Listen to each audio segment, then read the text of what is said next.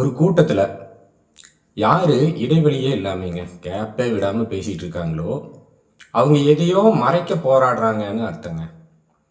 மிதுன ராசிக்காரங்களுக்கு இந்த வரி ரொம்ப நல்லாவே புரியும். வெளியிலிருந்து பார்க்குற உலகத்துக்கு மிதுனம்னாலே எப்பவும் ஒரு கொண்டாட்டமான ஆள். அவங்க இருந்தால் அந்த இடமே கலகலப்பாக இருக்கும். எதை பற்றி வேணும்னாலும் மணிக்கணக்காக பேசுவாங்க. யார் எப்படிப்பட்ட மூடில் இருந்தாலும் அவங்கள சிரிக்க வச்சிடுவாங்க. இதுதான் பல வருட ஜோதிட புத்தகங்களும் இந்த உலகமும் உங்க மேல குத்தி வச்சிருக்கிற ஒரு முத்திரைங்க. ஆனா நிஜம் என்னங்க? நிஜம் அதுவல்ல. உங்களுடைய இந்த பேச்சும் இந்த சிரிப்பும் அடுத்தவங்களை மகிழ்விக்கணும்னு நீங்க எடுத்துக்கிற இந்த மெனக்கடலும் ஒரு தற்காப்பு கவசம். உங்களுக்குள்ள உள்ளுக்குள்ள ஓடிட்டு இருக்கிற ஏதோ ஒரு பயத்தை இல்லைன்னா ஒரு பதற்றத்தை, அதுவும் இல்லைன்னா யாருமே புரிஞ்சுக்காத ஒரு தனிமையை மறைக்கிறதுக்காகத்தான் நீங்களே போட்டுக்கிற ஒரு அழகான முகமூடிங்க அது. இந்த முகமூடிய மாட்டிக்கிட்டு ஓடுறது எவ்வளவு சோர்வான விஷயம்னு உங்களுக்கு மட்டும்தானே தெரியும். உலகம் எப்பவுமே நம்ம முகத்துல வெளிப்படுற அந்த சிரிப்பையும் உங்க வாயிலிருந்து வர்ற வார்த்தைகளையும் மட்டும்தான் பார்க்கும். அதுக்கு தேவை உங்களுடைய வெளிச்சம். உங்களுடைய இருட்டை பற்றி யாருக்கும் எந்த கவலையுமே கிடையாதுங்க. இப்படிப்பட்ட ஒரு சூழ்நிலையில தான் எந்த சத்தமும் இல்லாமல் எந்த ஒரு முன்னறிவிப்பும் இல்லாமல் ஒரு நபர் உங்கள் வாழ்க்கைக்குள்ளே நுழைய போகிறார். அவர் யாரு? அவர் எப்படிப்பட்டவர்? அவரை எப்படி அடையாளம் கண்டுபிடிக்கிறது? இதை பற்றி பேசுறதுக்கு முன்னாடி உங்கள் வாழ்க்கையில் இதுவரைக்கும் நடந்து கொண்டிருக்கிற ஒரு சுழற்சியை நாம் புரிஞ்சுக்கணுங்க. கொஞ்சம் நிதானமாக யோசிச்சு பாருங்க. உங்களை சுற்றி இருக்கிற மனிதர்கள் உங்களை எப்படி பயன்படுத்துகிறாங்க? ஒரு ஆஃபீஸ் சூழ்நிலையை எடுத்துக்கலாங்க. ஒரு பெரிய பிரச்சனை வந்துடும். யாருக்கு என்ன பண்ணுறதுன்னு தெரியாது. உடனே எல்லாரோட பார்வையும் உங்கள் மேலே தான் திரும்பும். ஏன்னா மிதுனத்தோட மூளை ரொம்ப வேகமாக வேலை செய்யும். ஒரு பிரச்சனைக்கு ஒரு விதத்தில் இல்லைங்க, 4 விதமான தீர்வுகளை அப்படியே நொடி பொழுதுல யோசிக்கிற அந்த திறமை உங்களுக்கு உண்டு. நீங்கள் அந்த பிரச்சனையை தீர்த்து வைப்பீங்க. அந்த இடத்துல அந்த நிலைமை சரியாகும். அவ்வளோதான். எல்லாரும் அவங்கவுங்க சீட்டுக்கு போய் உட்காந்துக்குவாங்க. உங்கள் மூளை எவ்வளவு சோர்வடைஞ்சிருக்கு, அந்த பதற்றத்தில் நீங்கள் அதுலேருந்து எப்படி வெளியில் வந்திருக்கீங்களான்னு யாரும் திரும்பி கூட பார்க்க மாட்டாங்க. அவங்க காரியம் முடிஞ்சதுன்னா அவ்வளோதான், அவங்க போயிடுவாங்க. குடும்பத்துலேயும் பார்த்தீங்கன்னா இதே கதை தாங்க. ஒரு ஃபங்க்ஷன் நடக்கும். நீங்கள் முன்னாடி நின்று எல்லாத்தையும் இழுத்து போட்டுட்டு செய்வீங்க. சொந்தக்காரங்களை வரவேற்கிறதுல இருந்து அங்கே அந்த சாப்பாடு சரியாக இருக்கான்னு பார்க்குற வரைக்கும் ஓடிட்டே இருப்பீங்க. விசேஷம் ரொம்ப நல்லபடியாக முடியும். எல்லாரும் சாப்பிட்டு சந்தோஷமாக கிளம்பி போயிடுவாங்க. அப்போது ஒரு நாற்காலியில் தனியாக உட்காந்துட்டு வெறிச்சோடி போன அந்த ஹாலை பார்ப்பீங்க பாருங்க. அப்போ உங்கள் மனசுக்குள்ள ஒரு உணர்வு வரும். நம்மளை எல்லாரும் என்ன பண்ணுறாங்க? அவங்களுடைய தேவைக்கு மட்டும்தான் யூஸ் பண்ணிக்கிறாங்களா? உங்களுடைய அறிவை, உங்ககிட்ட இருக்கிற அந்த நகைச்சுவையை, உங்களுடைய உழைப்பை உறிஞ்சிக்கிற மனிதர்கள் தான் உங்களை சுற்றி அதிகம். புரியுதுங்களா? நைட் ஒரு 11 மணிக்கு ஒருத்தர் கால் பண்ணி அவரோட கஷ்டத்தை எல்லாம் உங்ககிட்ட அப்படியே கொட்டி தீர்ப்பாருங்க. நீங்கள் என்ன பண்ணுவீங்க? அரை மணி நேரம் பொறுமையாக கேட்டுட்டு அவருக்கு ஆறுதல் சொல்லி அதுக்கு அந்த பிரச்சனைக்கு ஒரு தீர்வை கூட நீங்கள் கொடுப்பீங்க. அவர் தேங்க்ஸ் மாப்பிள்ள, இப்போ தான் கொஞ்சம் ரிலீஃபாக இருக்கு, நான் தூங்குறேன்னு சொல்லிட்டு ஃபோனை வச்சிருவார். ஆனால் அவருடைய நெகட்டிவ் எனர்ஜி மொத்தத்தையும் உள்வாங்கிக்கிட்ட நீங்கள், இந்த இடம் புரியுதா என்ன சொல்ல வர்றாரு? விடிய விடிய தூக்கமே வராமல் புரண்டு படுத்திருப்பீங்க. இந்த எனர்ஜி வாம்பியர்ஸ் கூட்டத்துக்கு நடுவில் வாழ்ந்து மிதுனத்துக்கு ஒரு கட்டத்தில் என்ன ஆகும்? ஆட்டோமேட்டிக்காக ஒரு சலிப்பே தட்டிடும். அந்த சலிப்பு ஒரு நாள் பெரிய தேடலாக மாறும். அது எப்போது தெரியுமா? நான் பேசுகிறத, என் வார்த்தைகளை ரசிக்கிறவங்க யாருமே எனக்கு இனி வேண்டாம். என்னுடைய மௌனத்தை, என்னுடைய அமைதியை ரசிக்கிற ஒருத்தர் தான் எனக்கு வேணும் அப்படிங்கிற ஏக்கம் எப்போ உங்க மனசுல ஆழமா விதைக்கப்படுதோ, அப்போதுதான் அந்த மாற்றம் தொடங்கும். அதுவரைக்கும் நீங்க எல்லார்கிட்டயும் உங்களை நிரூபிக்க போராடிட்டே இருப்பீங்க. நீங்க நல்லவங்க, நீங்க புத்திசாலி, நீங்க திறமையானவங்கன்னு அடுத்தவங்க கிட்ட சர்டிஃபிகேட் வாங்குறதுக்கு ஓடிட்டே இருப்பீங்க. ஆனா, இந்த தேடல் ஆரம்பிச்சதும் உங்களுடைய ஓட்டம் கொஞ்சம் கொஞ்சமாக குறைய ஆரம்பிக்குங்க. ஏன்னா வார்த்தைகளை விட அமைதிக்கு அதிகமான சக்தி இருக்குன்னு நீங்க உணர்ற காலம்தான் அது. சரியாக இந்த காலகட்டத்துல தான் அந்த ஒரு நபர் உங்க கண்ணுக்கு தெரிய ஆரம்பிப்பார். அவர் எங்கேயோ திடீர்னு சடனா வந்தெல்லாம் நிற்க மாட்டார். ஆனா என்ன நடக்கும்? எதிர்பார்க்காத ஒரு நாள் அறிமுகமாகி பெருசா உங்ககிட்ட ஒரு மேஜிக் எல்லாம் எதுவும் பண்ண மாட்டார். ஒருவேளை அவர் புதுசா உங்களுக்கு அறிமுகமானவரா இருக்கலாம்.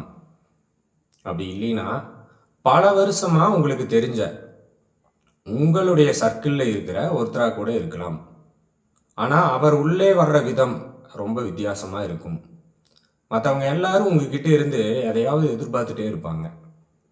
நீங்க பேசணும், நீங்க அவங்கள சிரிக்க வைக்கணும், அவங்களுக்கு அட்வைஸ் பண்ணணும். ஆனா இந்த நபர் உங்ககிட்ட எந்த விதமான பர்ஃபார்மன்ஸையும் எதிர்பார்க்கவே மாட்டார். அவரை எப்படிங்க நம்ம அடையாளம் கண்டுபிடிக்கிறது?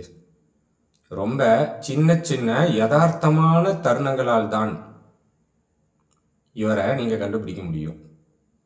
சரி, உதாரணத்துக்கு நீங்க ரெண்டு பேரும் மொபைல்ல பேசிட்டு இருக்கீங்க. ஒரு 10 நிமிஷம் ஏதோ சுவாரஸ்யமா பேசிட்டீங்க. திடீர்னு பார்த்தீங்கன்னா 2 பேருக்கும் பேசுறதுக்கு எந்த விதமான டாபிக்கும் இல்லை. என்ன ஆகுது? ஆட்டோமேட்டிக்காக ஒரு அமைதி நிலவுது. பொதுவாக மிதுன ராசிக்காரங்களுக்கு இப்படி ஒரு அமைதி வந்தா உடனே என்ன ஆகுங்க? ஒரு பதற்றம் வந்துடும். அச்சச்சோ, நாம ஏன் அமைதியாயிட்டோம்? எதிரில் இருக்கிறவங்க போர் அடிக்குதுன்னு நினச்சிக்குவாங்களோ, ஏதாவது பேசிகிட்டே இருக்கணுமேனு மூளை என்ன ஆகும்? உங்கள் மூளை ஆட்டோமேட்டிக்காக வேகமாக அடுத்த டாப்பிக்கை தேடும். ஆனால் இந்த நபர் ஃபோனில் லைனில் இருக்கும்போது உங்களுக்கு அந்த பதற்றமே வராது. இவர்கிட்ட பேசல அந்த பதட்டம் இருக்காது. அந்த 2 நிமிட மௌனம் உங்களுக்கு எந்த உறுத்தலையுமே தராதுங்க. ஹலோ, லைனில் இருக்கியா அப்படின்னு அவர் கேட்க மாட்டார். நீங்களும் எதையும் செயற்கையாக பேச முயற்சிக்க மாட்டீங்க. அந்த மௌனத்தை 2 பேருமே ரொம்ப இயல்பாக ஷேர் பண்ணிக்குவீங்க. பார்க்கறதுக்கு இது ரொம்ப சாதாரணமாக தெரியலாம். ஆனால் எப்பவும் ஓடிட்டே இருக்கிற ஒரு மிதுன ராசிக்காரரோட மனசுக்கு இப்படிப்பட்ட ஒரு பாதுகாப்பான அமைதி கிடைக்கிறது எவ்வளவு பெரிய பொக்கிஷம்னு உங்களுக்கு தெரியுமா? இன்னொரு உதாரணம் சொல்கிறேன்.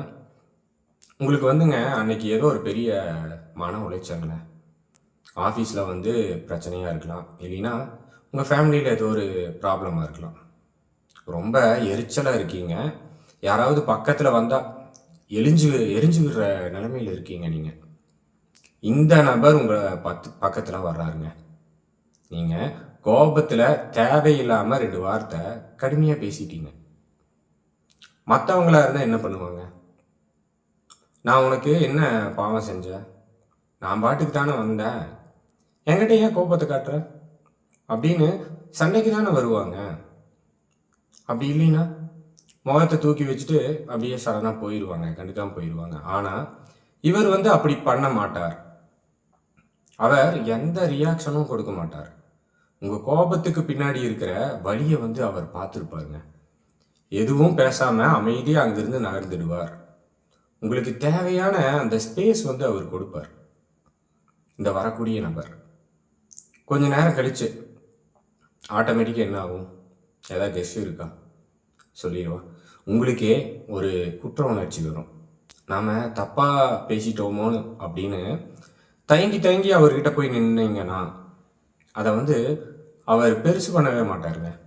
என்னாச்சு, இப்போ கொஞ்சம் பெட்டராக இருக்கியா, வா ஒரு காஃபி சாப்பிடலாம் அப்படின்னு ரொம்ப கேஷுவலாக அதை கடந்து போயிடுவார்.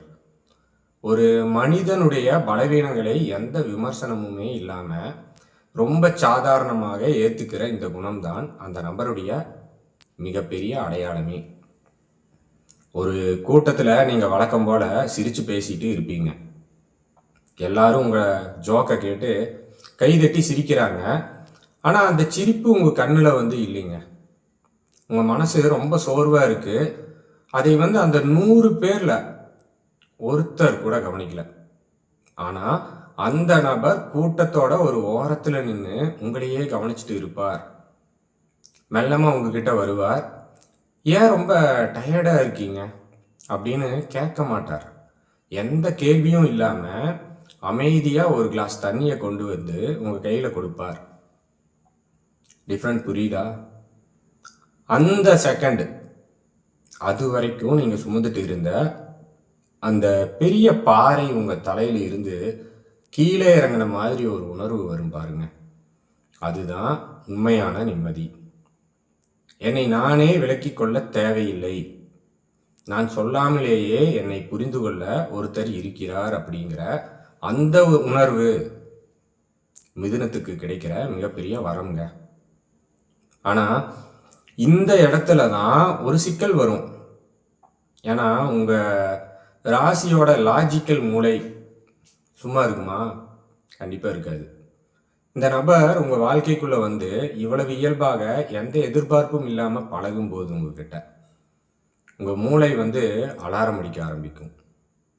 இது ரொம்ப நல்லா இருக்கே, ஏதோ தப்பாக இருக்கு, ரொம்ப நல்லாவும் இருக்கே, அதனால ஏதோ தப்பாக இருக்கே, நிஜமாவே இவ்வளவு நல்ல மனிதர்கள் இருப்பாங்களா, இல்லைனா இவரும் கொஞ்ச நாள்ல நம்மளை யூஸ் பண்ணிக்கிட்டு போயிடுவாரா, இந்த மாதிரி உங்களுக்குள்ள 100 கேள்விகள் ஓடும்.